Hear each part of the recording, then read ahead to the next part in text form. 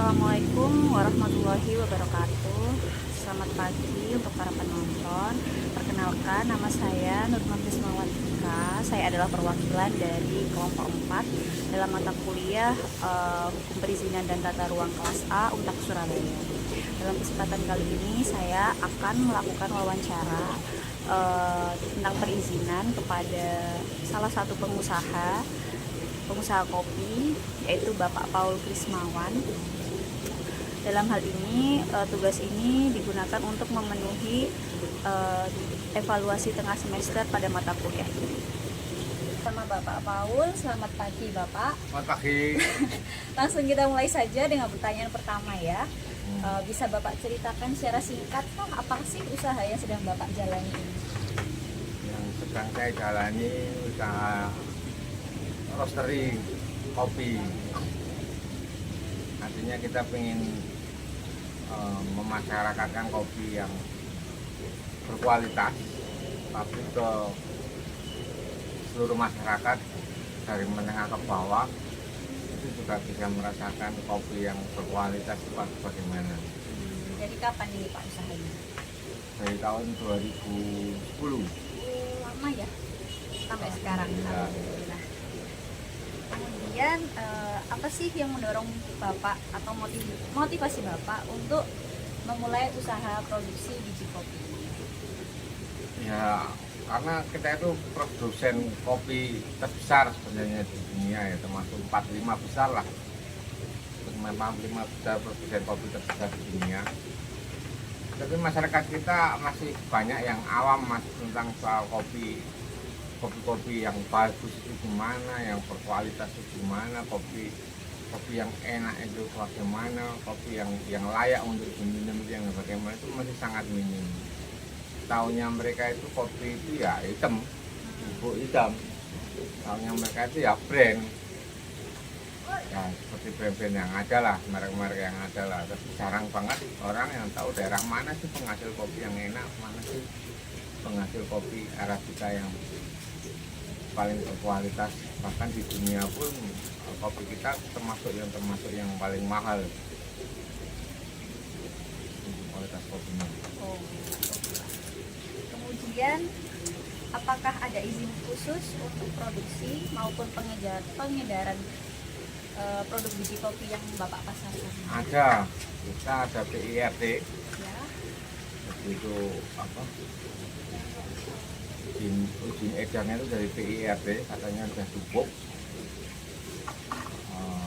Sama MUI halal. Karena sekarang katanya semua produk itu harus ada produk halalnya. Makanya dua izin sudah kita miliki, PIRT sama MUI. Jadi nggak usah khawatir dengan kopi kita, sudah bersertifikasi halal juga di sini. Kalau untuk pengurusan izinnya itu gimana Pak? Ribet nggak sih? Ya sebenarnya enggak sih, asal ada waktu, karena memang kita harus harus daftar dulu ke dinas kesehatan, kita harus nunggu dulu. Terus setelah itu kita ada pengarahan atau apa ya istilahnya, sosialisasi seminar lah istilahnya. Kita harus wajib mengikuti seminar, kalau nggak salah cuma sehari gitu, yang diadakan oleh dinas kesehatan kalau nggak salah. Jadi waktunya itu sebenarnya dibarengkan sama beberapa orang yang mempunyai izin yang sama gitu. Jadi cara bersamaan gitu ya, sosialisasi. Itu yang bikin mereka lama mungkin di dunia. Tapi kalau dari proses secara administratifnya ribet nggak? Kalau ribet sih enggak, karena memang kita harus sesuai prosedur dari dinas ya. Jadi harus dari kebersihan, dari cara proses roastingnya itu semua memang dilihat semua sama mereka datang berkunjung ke sini, mereka lihat kondisi di sini, bagaimana sih bin kopinya, bagaimana sih mesinnya, bagaimana sih pengepakannya, kemasannya kayak gimana, kadar luasannya itu kayak gimana, itu harus tertera semua di dalam kemasan. Berarti penting juga ya Pak Ya. untuk izin itu Ya penting. dalam produksi kopi, pengedaraan Ya. juga. Pertanyaan terakhir, apa sih harapan kedepannya terhadap usaha Bapak ini? Harapannya ya masyarakat semakin sadar dengan kopi-kopi yang berkualitas seperti apa, kopi yang bagus itu kayak gimana, terus juga semakin berkembang lah dunia kopi di Indonesia itu. Dan mungkin izinnya juga bisa lebih dipermudah lagi, mungkin apa ya, nggak terlalu lama-lama lah untuk pengurusannya. Sebenarnya gampang cuma lama gitu. Baik, saya rasa cukup segitu saja karena itu adalah pertanyaan dan jawaban terakhir. Saya ucapkan terima kasih kepada Pak Paul atas waktu yang sudah diberi.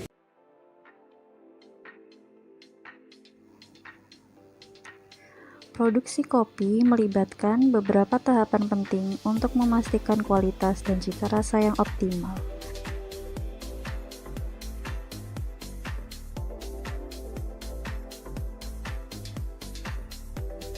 Pertama, proses dimulai dengan membeli biji kopi mentah melalui supplier. Produsen memilih biji kopi dari berbagai daerah penghasil kopi yang dikenal memiliki karakteristik unik. Biji kopi mentah ini biasanya disimpan dalam kondisi yang baik sebelum diproses lebih lanjut.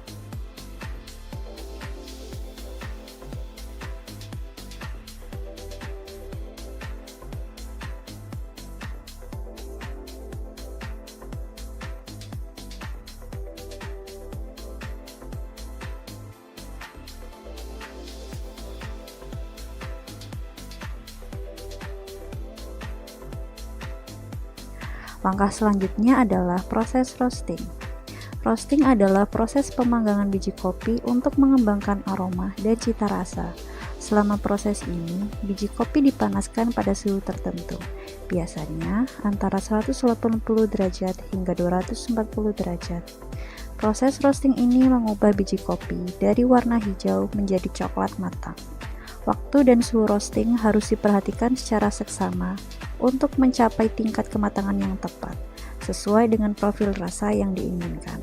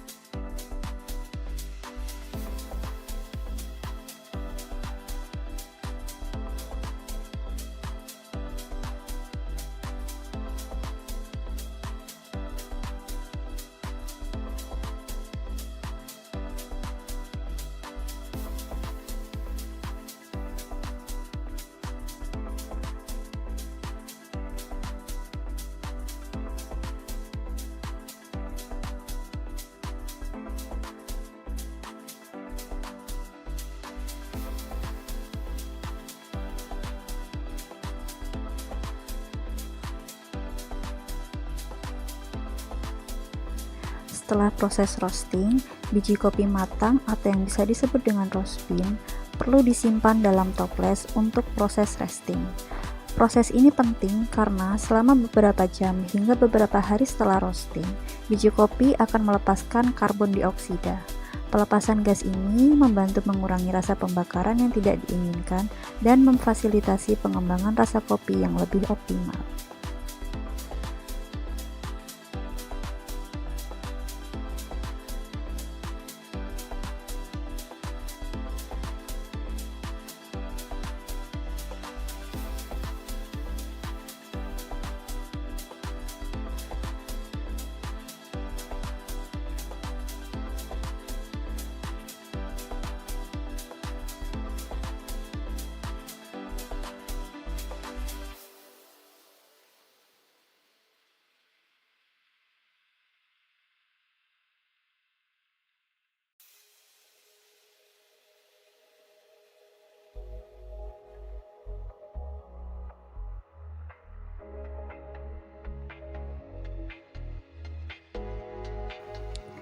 Setelah melalui proses resting, biji kopi matang siap untuk dikemas. Pengemasan dilakukan dengan menggunakan kemasan pouch yang dirancang khusus untuk menjaga kesegaran dan kualitas kopi. Produk yang telah dikemas kemudian dipasarkan baik secara online maupun offline, menjangkau pelanggan melalui berbagai saluran distribusi.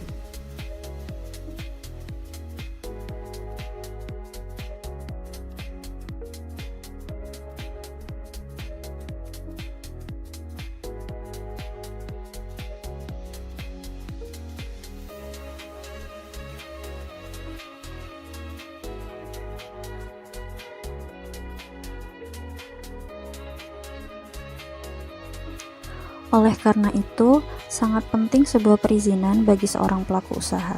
Dengan mengantongi sebuah izin dalam hal ini, surat izin usaha, izin edar, dan PIRT, produsen dapat mengolah biji kopi hingga menjadi produk siap edar, serta mendapatkan legalitas untuk memasarkan produknya secara luas. Selain itu, produsen juga perlu memperhatikan ketentuan dalam Undang-Undang Nomor 8 Tahun 1999 tentang Perlindungan Konsumen yang mengharuskan produk yang dipasarkan memiliki informasi lengkap dan tidak menyesatkan konsumen. Dengan demikian, PIRT tidak hanya memberikan izin bagi usaha rumahan, tetapi juga memastikan kepatuhan terhadap standar kesehatan dan perlindungan konsumen.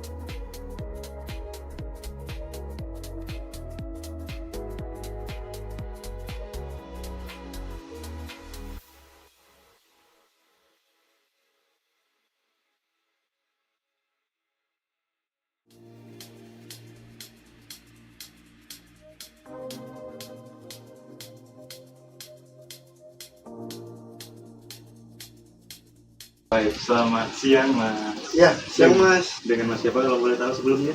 Mas Heru. Oh, Mas Heru ya Mas. Ya. Ini saya mau tanya Mas. Ini Mas lagi ngapain ya? Ini lagi goreng kerupuk Mas buat dikirim di warung-warung. Oh alah, kalau boleh tahu Mas bisa ceritain sedikit tentang usaha Mas yang ini ya? Ya, pokoknya usaha gini cukup buat nyambung hidup Mas, usaha gini. Jadi, pokoknya kita dijamin lah barangnya aman, yang penting niatnya usaha cari uang Mas. Oh alah, gitu Mas ya? Iya. Saya mau tanya lagi nih Mas. Hmm.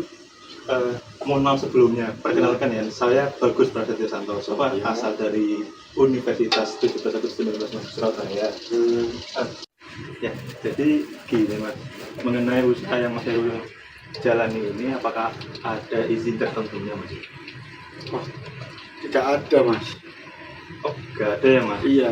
Misalnya begini Mas, ketika nanti suatu saat usaha Mas Heru ini berjalan besar atau katakanlah berkembang besar lah, apakah Mas Heru ini nggak akan ada niat untuk mencari tahu mengenai izin-izin tertentu itu Mas, seperti izin PIRT atau izin dari dinas kesehatan itu Mas? Ya, kalau sementara kan ini masih usaha kecil-kecilan Mas, lagian masih berjalan 6 bulan. Tapi mungkin suatu saat kalau usahanya jadi besar, ya mungkin saya akan cari tahu Mas tentang PIRT itu dan dinas kesehatan. Oh alah, gitu ya. Ini salah satu contoh produk usaha yang Mas bikin kan? Atau hanya Ya. ini saja atau masih ada yang lain Mas? Masih ada yang lain Mas, cuma sekarang lagi bikin ini kerupuk puli ini. Ada 3 macam Mas sekarang ini Mas. Oh alah, boleh saya tahu apa saja Mas? Salah satunya ini kerupuk puli, sama basreng goreng, sama usus Mas. Oh itu didistribusikan, dijual eceran langsung keliling atau gimana sistemnya? Saya taruh di warung-warung Mas, saya titip-titipkan di warung-warung. Oh gitu ya Mas. Iya. Oh ya udah Mas, mungkin cukup sekian ya Mas ya. Kalau hal-hal yang ingin saya tanyakan mengenai usaha Mas Heru Iya. yang Mas Heru jalankan. Semoga usahanya ini bisa menjadi baik, lancar dan berkembang secara pesat. Amin, amin ya rabbal alamin. Terima kasih banyak Mas ya. Ya, sama-sama Mari, Mas Bagus. Mari.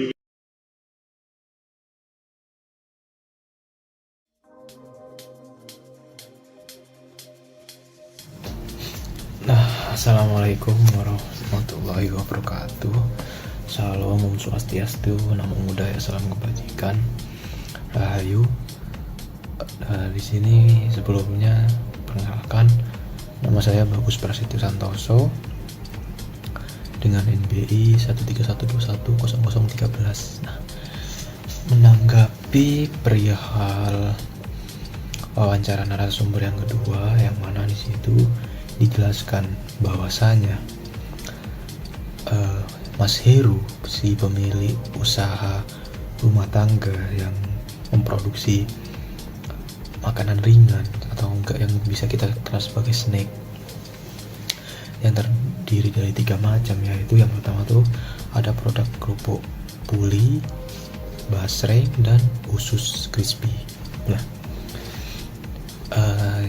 gimana ya? Di situ Mas Heru tuh masih terbilang usahanya baru ya, yang mana masih berjalan dengan 6 bulan. Nah, maka dengan berjalannya 6 bulan juga, apalagi masih baru, yang mana ya cuma di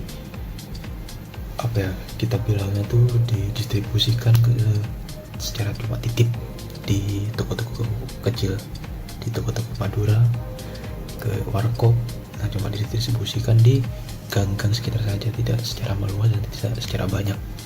Nah, ketika saya tanyakan mengenai izin usaha yang dibuka Mas Heru tersebut, ternyata di situ tuh Mas Heru tidak tahu mengenai izin, terutama ya kayak izin-izin tertentu seperti izin PIRT atau izin dari dinas kesehatan.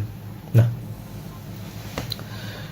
di situ Mas Heru kan bilangnya tidak menahu ya mengenai izin PIRT, yang mana dapat kita tarik bahwasanya kayak banyak pelaku-pelaku usaha di skala rumah tangga yang mana itu masih kecil, itu tuh tidak ada izinnya sama sekali. Yang penting yang mereka tuh cuma kayak menganggap bahwasanya standar dari produk yang mereka buat itu layak dikonsumsi dan dimakan, seperti dari segi standar bukan kesehatan sih, lebih tepatnya dari standar kebersihan itu dijaga pastinya. Kemudian kayak makanan ini layak atau enggak, sampai basi berapa hari atau enggak di dalam pengemasannya supaya tidak cepat layu. Nah, mereka tuh menjamin semuanya. Cuman di situ tuh kan mereka tidak ada izinnya juga. Jadi ketika nanti di suatu saat itu, ketika udah berkembang pesat usahanya, ya menurut saya izin PIRT atau dari dinas kesehatan ini diperlukan. Dan untungnya juga di Mas Heru tadi itu kan ketika ditanyakan terkait nanti ketika usahanya ini berkembang pesat atau enggak besar lah dengan skala produksi yang besar-besaran, apakah Mas Heru ini tidak mau mencari tahu mengenai izin PIRT. Untungnya juga di sana Mas Heru tuh ya tertarik lah mengenai izin PIRT ini untuk mensupport kayak usahanya nanti jika emang seiring dengan berjalannya waktu usahanya Mas Heru ini berkembang pesat dan besar. Nah, jadi pendapat saya juga mengenai usaha rumah tangga yang tidak memiliki izin PIRT atau ya pangan industri rumah tangga, itu dapat menimbulkan beberapa aspek, bukan beberapa aspek juga sih, kayak beberapa dampak baik positif maupun negatif. Nah, yang pertama nih, tanpa izin PIRT usaha tersebut beroperasi di luar hukum kan. Nah, yang mana dapat berisiko terkena sanksi dari pemerintah. Ini bisa mengakibatkan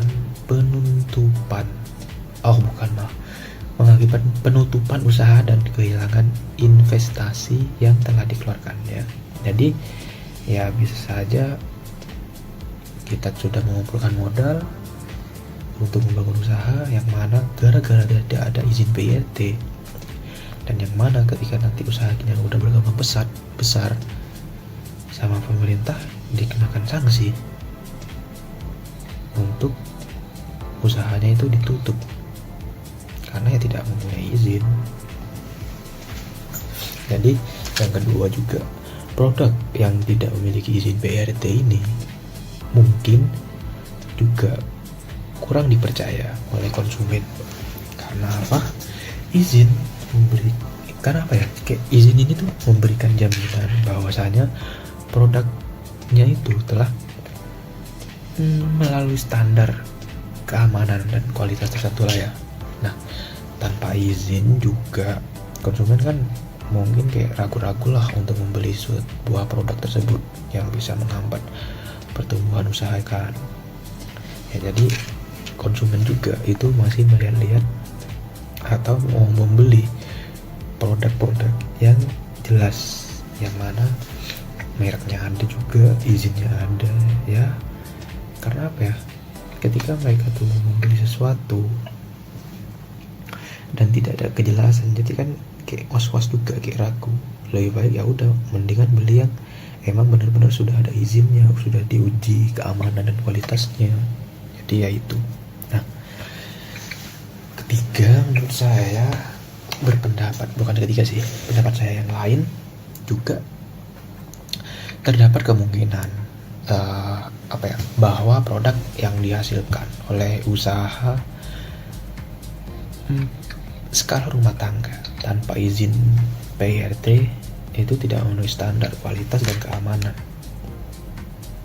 Jadi ini kan juga bisa berbahaya bagi konsumen dan dapat menyebabkan masalah bagi kesehatan. Karena ya gimana lagi ketika terdapat sebuah produk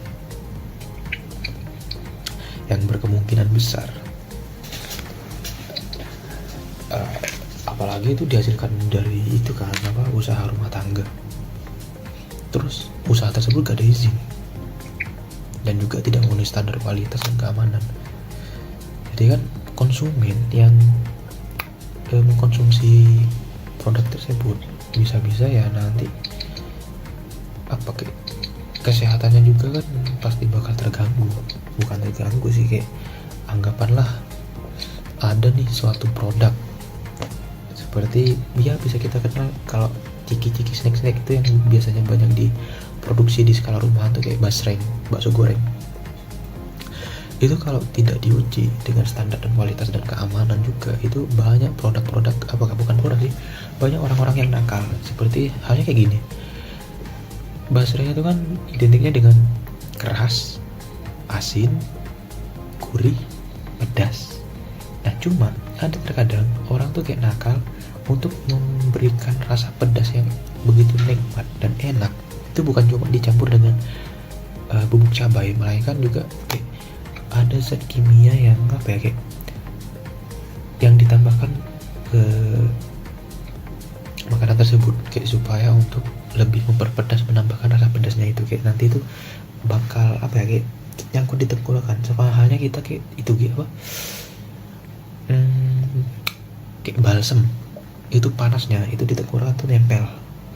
Dan itu bukan benar-benar murni pedas, bukan dari cabai, jadi dari bahan kimia. Itu kan nanti dapat mengganggu metabolisme di dalam tubuh kita yang menyebabkan ya masalah kesehatan.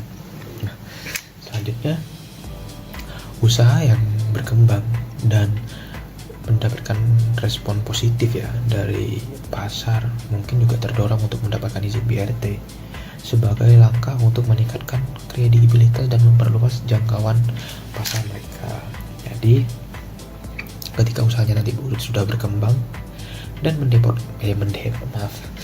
ketika mendapatkan respon positif dari pasar, seperti halnya kita tuh ada produk ya kayak tadi lah yang saya sebutkan basreng, yang mana sudah teruji secara klinis, keamanannya sudah diuji semua, izinnya ada, terus sudah di pasar juga disebarluaskan, bukan hanya di toko-toko kecil, melainkan juga di pasar, terus dikirim ke luar pulau. Nah, ini kan juga salah satu dampak positif ya ketika kita sudah mendapatkan izin PIRT. mana dapat juga meningkatkan kredibilitas dan memperluas jangkauan pasar mereka, yang mana ya ketika jangkauan pasar sudah meluas dan melebar, ya cuan-cuan tuh pasti masuk lah, jadi enak. Makanya enaknya ada memiliki izin PRT yaitu. Kemudian apa ya, kayak pada kesimpulannya ya, di sini meski ada potensi keuntungan dari usaha rumah tangga yang tanpa adanya izin PRT, hal ini memiliki risiko dan juga tantangan yang dihadapi cukup begitu besar di kemudian hari. Maka oleh karena itu penting bagi para pelaku usaha rumah tangga untuk mempertimbangkan aspek legalitas dan keamanan produk demi keberlangsungan usaha mereka. Jadi begitu. Ya mungkin itu kayak mengenai pendapat saya terkait pelaku usaha rumah tangga yang masih belum mempunyai izin PRT ya. Semoga dari penjelasan saya pelaku pembuatan produk rumah tangga itu sadarlah bahwasanya nanti izin PRT ini itu berguna bagi produknya, bagi usaha yang dia jalankan. Mungkin cukup sekian pendapat yang saya sampaikan. Saya Bagus Pradito Santoso, mohon undur diri. Terima kasih. Wassalamualaikum warahmatullahi wabarakatuh.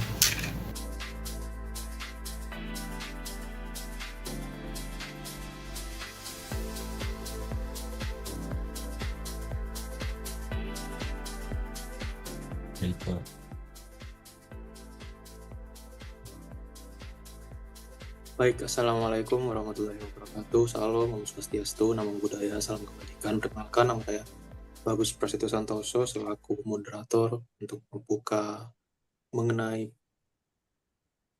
perizinan produksi pangan rumah tangga.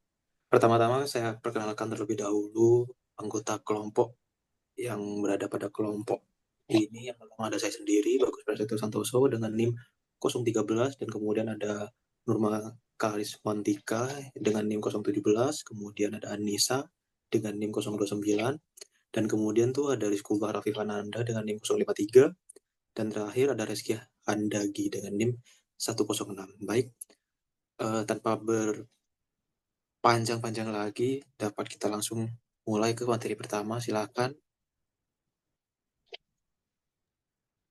Baik, perizinan secara umum.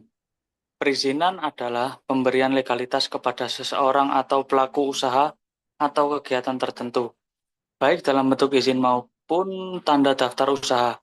Izin ialah salah satu instrumen yang paling banyak digunakan dalam hukum administrasi untuk mengemudikan tingkah laku para warga. Selain itu, izin juga dapat diartikan sebagai dispensasi atau pelepasan atau pembebasan dari suatu larangan. Selanjutnya, Mas. Terdapat juga pengertian izin dalam arti sempit maupun luas. Yang pertama, izin dalam arti luas yaitu semua orang menimbulkan akibat kurang lebih sama, yakni bahwa dalam bentuk tertentu diberi perkenaan untuk melakukan sesuatu yang mesti dilarang. Yang kedua, izin dalam arti sempit yaitu suatu tindakan dilarang terkecuali diperkenankan dengan tujuan agar ketentuan yang disangkutkan dengan perkenaan dapat dengan teliti diberikan batas-batas tertentu bagi tiap kasus.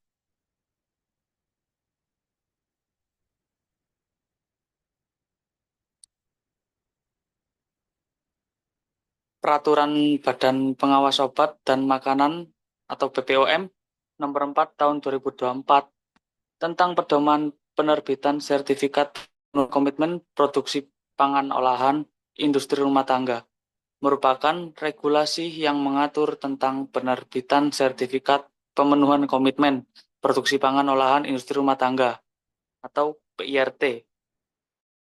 Ini bertujuan untuk melindungi masyarakat dari pangan olahan yang tidak memenuhi persyaratan keamanan, mutu, gizi, label, dan iklan. Definisi dan tujuan. Peraturan Badan Pengawas Obat dan Makanan Nomor 4 Tahun 2024 Pasal 1 Angka 4 menyebutkan pangan olahan produksi IRTP yang selanjutnya disebut PIRT adalah pangan olahan hasil produksi IRTP yang diedarkan dalam kemasan dan berlabel.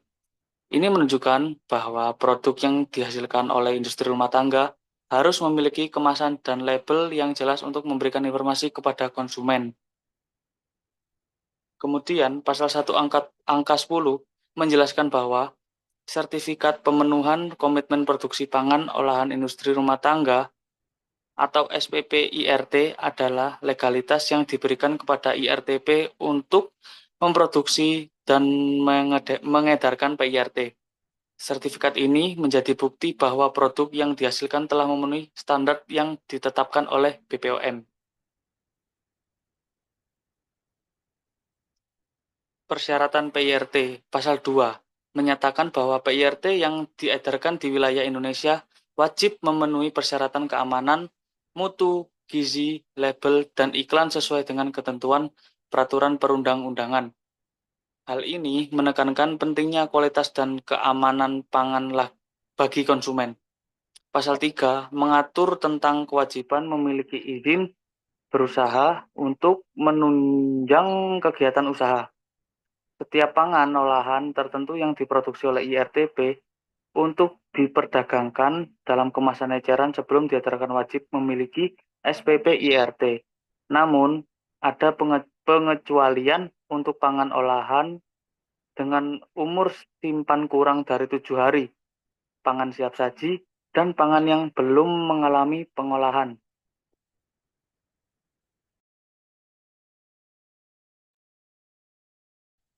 Selanjutnya, proses penerbitan SPP IRT. Pasal 4 menyebutkan bahwa SPP IRT diterbitkan oleh Bupati atau Wali Kota melalui sistem online single submission atau biasa disingkat OSS.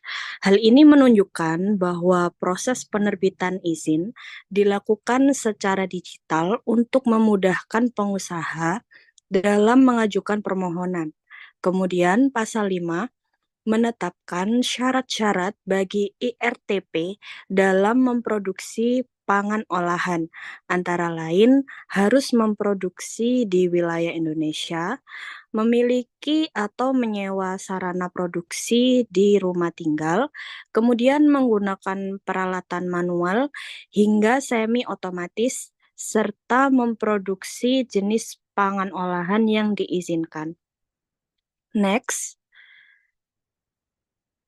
ada ketentuan khusus dalam pasal 6, yakni terdapat ketentuan mengenai pengemasan kembali pangan olahan.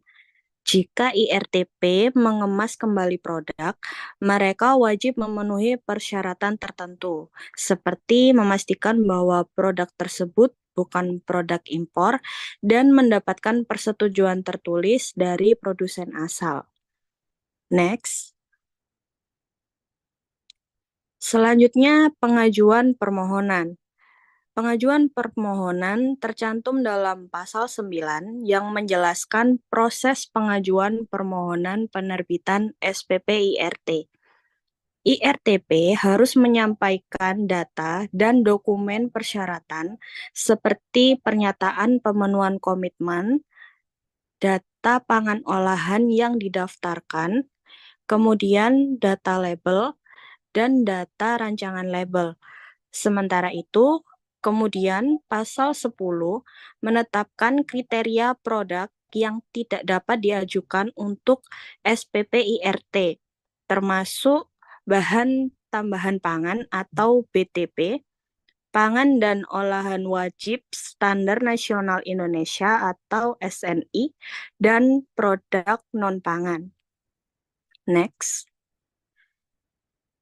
Selanjutnya ada kewajiban pemenuhan komitmen. Setelah mendapatkan SPP IRT, IRTP wajib memenuhi komitmen untuk mengikuti penyuluhan keamanan pangan dan memenuhi persyaratan cara produksi pangan olahan yang baik. Ini diatur dalam pasal 15 yang menekankan pentingnya pendidikan bagi pelaku usaha untuk memastikan keamanan produk mereka. Next. Bagaimana praktiknya? Ya, dalam praktiknya penetapan izin PIRT di masyarakat menghadapi beberapa tantangan yang mempengaruhi pelaku usaha, terutama di industri rumah tangga. Seperti yang pertama, banyak pelaku usaha kecil yang belum sepenuhnya memahami pentingnya izin PIRT. Mereka seringkali tidak menyadari bahwa memiliki sertifikat ini dapat meningkatkan kepercayaan konsumen dan menjamin kualitas produk. Kurangnya sosialisasi dari pemerintah mengenai manfaat dan prosedur pengurusan izin menjadi salah satu kendala utama. Kemudian yang kedua, meskipun peraturan telah ditetapkan dengan jelas, proses pengajuan SPPIRT melalui sistem online single submission atau OSS terkadang dianggap rumit oleh pelaku usaha. Beberapa pelaku usaha mengeluhkan birokrasi yang panjang dan waktu tunggu yang lama untuk mendapatkan izin. Hal ini dapat menghambat mereka dalam memasarkan produk mereka secara tepat dan cepat.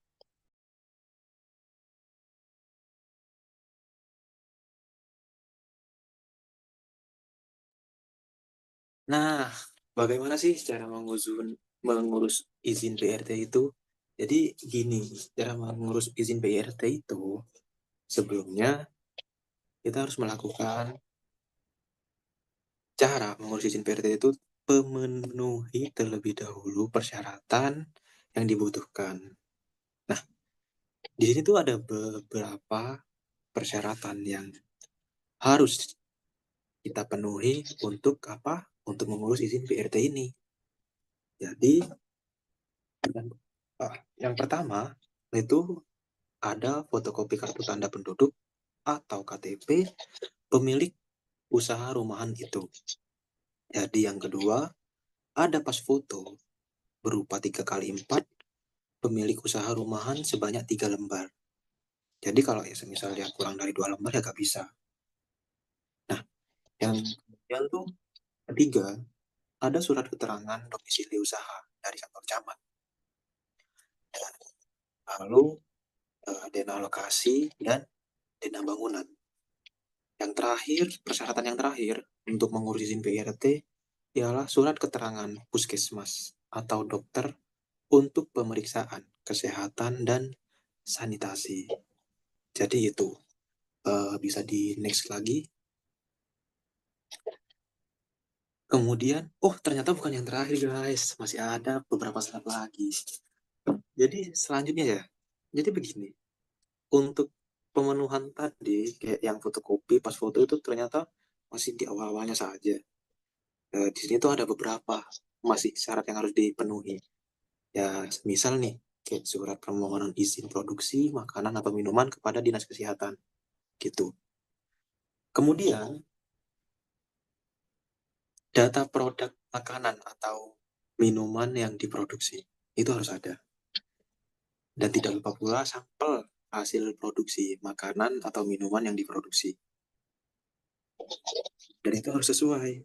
Jadi semisal kayak kita buka kayak membuka usaha kerupuk puli, ya kita harus mengasih sampel kerupuk puli gitu. Kemudian label yang akan dipakai pada produk makanan minuman yang diproduksi. Label tuh sepertinya kayak sama halnya kayak merek ya. Kemudian menyertakan hasil uji laboratorium yang disarankan oleh Dinas Kesehatan. Dan mengikuti penyuluhan keamanan pangan untuk mendapatkan SPPIRT. Terus next, Nah, masih ada lagi nih cara mengurus izin PRT. Selain itu juga terdapat syarat khusus untuk mendapatkan SPP IRT ini, yang mana pelaku usaha harus melampirkan bukti yang menyatakan bahwa sudah memenuhi komitmen tindak lanjut dari Dinas Kesehatan setempat dengan melakukan langkah-langkah berikut. Yang pertama, mengikuti penyuluhan keamanan pangan sertifikat. Penyuluhan keamanan pangan itu didapat setelah mengikuti penyuluhan keamanan pangan atau PKP. Kemudian dengan nilai post test ya minimal harus 60.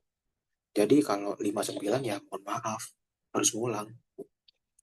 Kemudian yang kedua, itu kita tuh harus mengikuti bimbingan teknis penyuluhan keamanan pangan oleh tenaga penyuluh keamanan pangan atau PKP yang kompeten. Next slide. Kemudian di sini masih ada 1, 2, 3, 4 lagi. Saya akan jelaskan. Yang ketiga ini memenuhi persyaratan bagaimana cara produksi pangan yang baik untuk industri rumah tangga atau dapat disingkat sebagai CPPB IRT atau higiene, sanitasi, dan dokumentasi sesuai peraturan BPOM nomor HK 0312304122206 tahun 2012 tentang CPPB IRT.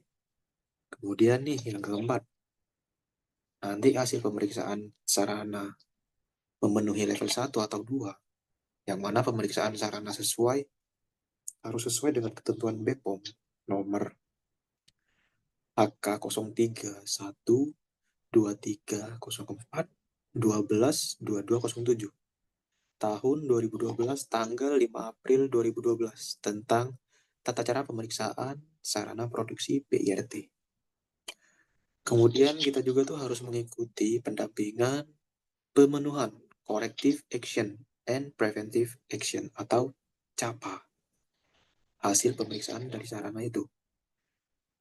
Dan yang terakhir, kita juga harus memenuhi ketentuan label dan iklan pangan olahan sesuai ketentuan yang berlaku. Next. Nah, bagaimana sih cara mengurus PIRT secara online ini? Di sini tuh ada tata cara mengurus izin PIRT secara online. Semisal kalian nih gabut ya gak mau keluar, mau repot lah, gak mau apa, tenang. Kita tuh bisa mengurus izin PIRT ini secara online. Bagaimana caranya? Dapat dilakukan dengan mudah. Dengan melakukan yang pertama, pemohon SPP IRT itu harus login ke sistem OSS terlebih dahulu. Atau datang ke dinas penanaman modal. Cuma kan gak mungkin ya, soalnya kan kalian ini lagi malas mager ya. Jadi gak mungkin juga. Cuma kalau nggak bisa ngakses atau login ke sistem OSS ya, mau tidak mau kalian harus pergi ke sana. Dan ke pelayanan terpadu satu pintu atau DPMP TSP. Kemudian kalian tuh harus menginput kelengkapan data di OSS untuk nantinya mendapatkan NIB. Nah, membuat permohonan UMKU untuk SPP IRT. Kemudian klik link pemenuhan komitmen di OSS sehingga akan diarahkan nantinya ke aplikasi sprit.pom.go.id untuk pengajuan produk baru. Next slide. Nah, kemudian itu pemohon tuh tidak perlu login di aplikasi sprit.pom.go.id apabila data NIB itu sudah tersimpan di aplikasi SPP IRT. Jadi, pemohon dengan data NIB belum pernah terdaftar dalam aplikasi sprit.pom.go.id, ya mereka tuh wajib melengkapi datanya dulu di sprit.pom.go.id pom.go.id. Kemudian nih, pemohon juga harus menginput data produk, mengunggah rancangan label juga, dan pernyataan komitmen. Kemudian juga yang terakhir, bukan terakhir, ini masih banyak. Jadi ya, kalau kalian mau ngurus secara online ya harus repot juga sih. Karena masih ada beberapa lagi hal-hal atau langkah-langkah yang harus dilakukan. Baik, saya lanjut. Permohonan SPP IRT secara otomatis akan validasi oleh sistem dan non-PIRT akan tergenerate secara otomatis dari data yang diinput oleh pelaku usaha. Next. Cara mengurus PIRT. Kemudian nih, ini kayaknya udah terakhir. Penerbitan SPP IRT ini dalam waktu 1 hari. Kemudian pengawasan terhadap pemenuhan komitmen oleh pelaku usaha dilakukan 3 bulan sejak SPP IRT diterbitkan. Nah, jika seluruh aspek belum terpenuhi ya, maka diberikan tenggat untuk melakukan pemenuhan dalam waktu 3 bulan. Sejak dikeluarkannya hasil pengawasan dari pemerintah daerah atau kabupaten kota melalui dinas kesehatan setempat. Nah, jadi itu jika kalian ingin mengurus PIRT, izin PIRT baik secara offline maupun online itu seperti tadi yang saya jelaskan. Jadi tergantung kalian mau pilih mengurus izin PIRT yang mana. Cuma saya saranin apalagi generasi Gen Z ya, itu kayaknya milih online semua deh. Jadi ya next bisa dilanjutkan oleh rekan saya.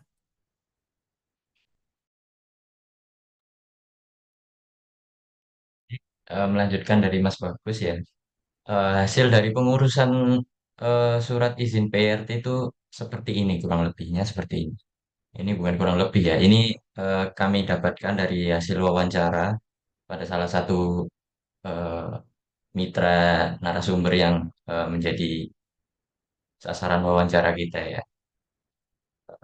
Seperti ini, surat izin PRT itu seperti ini. Beliau ditandatangani oleh Kepala Dinas Kesehatan Kabupaten Sidoarjo. Hmm,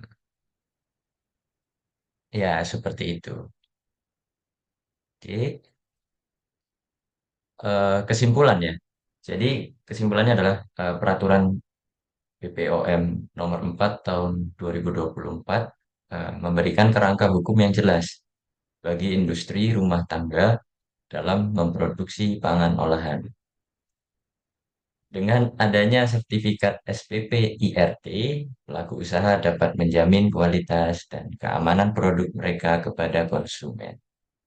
Secara normatif, pengurusan izin PIRT tidaklah sulit jika pelaku usaha mengikuti prosedur yang telah ditetapkan.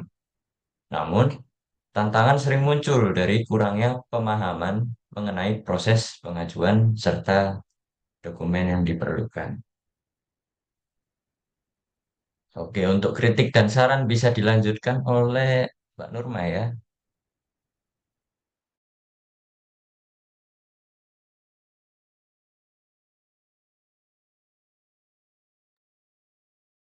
Oke, baik, terima kasih. Berikut kritik dan saran dari kami tentang proses pengurusan izin produksi pangan olahan industri rumah tangga. Next slide, Mas. Oke, yang pertama adalah kritik. Jadi proses pengurusan izin PIRT atau pangan industri rumah tangga memang sering dianggap rumit dan memakan waktu bagi para pelaku usaha. Dalam prosesnya, pelaku usaha harus melalui beberapa tahap seperti pemeriksaan kelengkapan dokumen, pelatihan keamanan pangan, hingga inspeksi lapangan yang terkadang memakan waktu lebih lama dari yang diharapkan. Kompleksitas ini sering menjadi sebuah hambatan bagi para pelaku usaha, terutama bagi usaha kecil yang mungkin belum memahami sepenuhnya persyaratan dan prosedur yang harus dipenuhi. Penyederhanaan proses pengurusan izin PIRT dapat memberikan banyak manfaat. Dengan mengurangi beberapa tahapan administratif yang berbelit-belit atau mengoptimalkan penggunaan teknologi, diharapkan waktu tunggu untuk penerbitan izin dapat berkurang secara signifikan. Hal ini tentu akan memudahkan pelaku usaha dalam mengajukan permohonan izin dan mempercepat mereka dalam memasarkan produk secara legal. Proses yang lebih sederhana juga akan mengurangi frustasi dan tekanan yang dialami oleh pelaku usaha yang mungkin menghadapi kesulitan dalam memenuhi syarat-syarat tertentu atau tidak memiliki akses yang mudah ke lembaga pengurus izin. Selain itu, penyederhanaan dapat mendorong lebih banyak pelaku usaha untuk secara resmi mendaftarkan produk mereka, yang pada akhirnya akan meningkatkan standar keamanan dan kualitas pangan di pasaran. Next slide. Saran dari kami untuk pemerintah yang memiliki peran penting dalam mendukung pelaku usaha kecil, terutama dalam hal memberikan pemahaman mengenai izin PIRT yang sangat penting untuk menjamin keamanan dan kualitas produk pangan olahan. Meski izin PIRT memberikan jaminan resmi yang dapat meningkatkan kepercayaan konsumen, banyak pelaku usaha kecil, terutama yang baru memulai, belum sepenuhnya menyadari manfaat atau pentingnya memiliki izin ini. Sebagian besar juga mungkin tidak tahu bagaimana cara mengurus izin tersebut atau apa saja langkah-langkah yang harus dilalui untuk mendapatkannya. Sosialisasi yang lebih intensif dan berkelanjutan dari pemerintah sangatlah diperlukan untuk mengatasi tantangan ini. Pemerintah dapat mengadakan pelatihan, seminar, atau workshop khusus yang ditujukan bagi pelaku usaha kecil.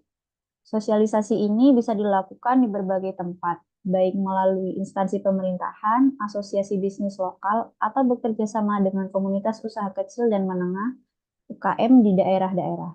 Dengan demikian, informasi mengenai prosedur pengurusan izin, persyaratan yang diperlukan, hingga keuntungan jangka panjang dari memiliki izin PIRT dapat disampaikan dengan jelas. Selain itu, pemerintah juga bisa memanfaatkan media digital dan platform sosial untuk menyebarluaskan informasi secara lebih luas. Video tutorial, panduan online, atau konsultasi daring dapat membantu pelaku usaha memahami proses pengurusan izin dengan lebih baik. Dukungan informasi ini akan sangat bermanfaat bagi pelaku usaha yang mungkin tidak memiliki akses ke informasi langsung atau belum familiar dengan birokrasi perizinan. Dengan meningkatkan pemahaman pelaku usaha tentang izin PIRT, diharapkan mereka lebih termotivasi untuk mengurus izin ini, sehingga produk mereka tidak hanya lebih aman, namun juga memiliki nilai tambah di mata konsumen. Selain itu, dengan semakin banyaknya produk yang terdaftar resmi, pasar akan lebih terlindungi dari produk yang tidak memenuhi standar keamanan, menciptakan iklim bisnis yang lebih sehat dan kompetitif. Next slide. Dengan langkah-langkah tersebut, diharapkan semakin banyak pelaku usaha di sektor industri rumah tangga dapat memperoleh izin PIRT secara efektif dan efisien, sehingga produk pangan mereka dapat dipasarkan dengan aman dan legal. Selanjutnya saya kembalikan ke Mas Bagus. Silahkan Mas Bagus. Oke, terima kasih Pak. Terima kasih ya kepada teman-teman yang telah sedikit memaparkan mengenai izin IRT. Nah, jadi gini nih, saya tadi kan apalagi sempat mendengarkan ya pemaparan dari kalian, dari Mas Rizkul, Mbak Anissa,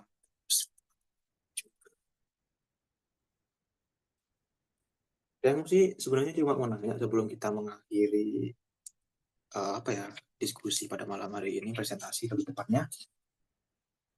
Saya mau coba nanya deh ke Mas Rizkul. Halo Mas. Iya Mas, halo. Oke, jadi gini Mas. Menurut Mas Rizkul itu perlu gak sih izin PIRT ini untuk membangun sebuah usaha? Bagaimana sih Mas? Oke, saya jawab ya. Menurut pendapat saya pribadi nih, maaf kalau tidak sesuai teori. Jadi, menurut saya ya, untuk kita kalau mau melakukan usaha itu kan secara masuk akal nggak bisa langsung melakukan usaha tersebut. Contohnya seperti kita kalau ingin bersekolah, tentu kita harus mengumpulkan beberapa dokumen-dokumen yang perlu sebelum kita menjadi murid di sekolah tersebut ya kan. Nah, jadi sama halnya seperti eh, usaha ini tadi, terutama dalam produksi pangan rumah tangga, yang kita benar-benar memproduksi sebuah eh, makanan atau minuman atau apapun itu yang bisa dikonsumsi, kemudian kita produksi sendiri, tentunya pasti harus memiliki izin. Ya, kalau tidak ya semua orang pasti akan bisa membuat usaha-usaha yang aneh-aneh mungkin ya tanpa izin itu. Mungkin bisa jadi apa bakso tikus mungkin. Kenapa kita jarang lihat bakso tikus? Karena kan izinnya jelas-jelas dilarang. Nah, seperti itu. Kenapa kita banyak lihat ayam geprek? Ya karena ayam memang bagus untuk proteinnya dia tinggi, dia eh, berguna untuk ya kita-kita kehidupan sehari-hari. Oke, nah seperti itu makanya usaha itu pasti perlu izin. Seperti itu Mas Bagus. Seperti itu ya Mas. Cuma gini nih Mas, sebentar dulu saya mau menanyakan lebih lanjut nih. Jadi menurut pendapat Mas Real School tadi kan ya, berarti kan izin PRT ini nggak seharusnya juga ada gitu, nggak perlu, apalagi untuk kayak orang-orang yang baru buka usaha nih, kayak masih kecil, anggapanlah skalanya itu masih rumah yang cuma taruh di toko-toko, itu kan nggak mungkin juga dia harus mengurus izin kan.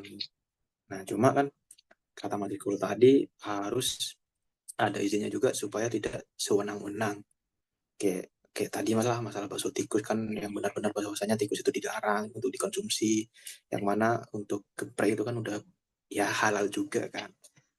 Ya baik sih, sebenarnya sih saya pengen banyak sih Mak, yang mau bertanya-tanya apalagi ke teman-teman yang lain, cuma berhubung kita di sini sudah mencapai waktu yang sudah ditentukan, ya mungkin bisa ditanya-tanya untuk teman-teman yang apa ya, kayak masih pengen tahu lebih lanjut dengan izin PRT ini, bisa langsung chat di kolom komentar ya guys ya. Dan jangan lupa untuk di subscribe dan di like untuk video ini. Terima kasih.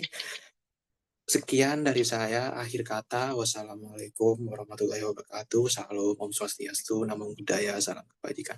Dan saya ucapkan terima kasih untuk teman-teman saya yang telah berpartisipasi pada materi ini. Terima kasih. Dadah.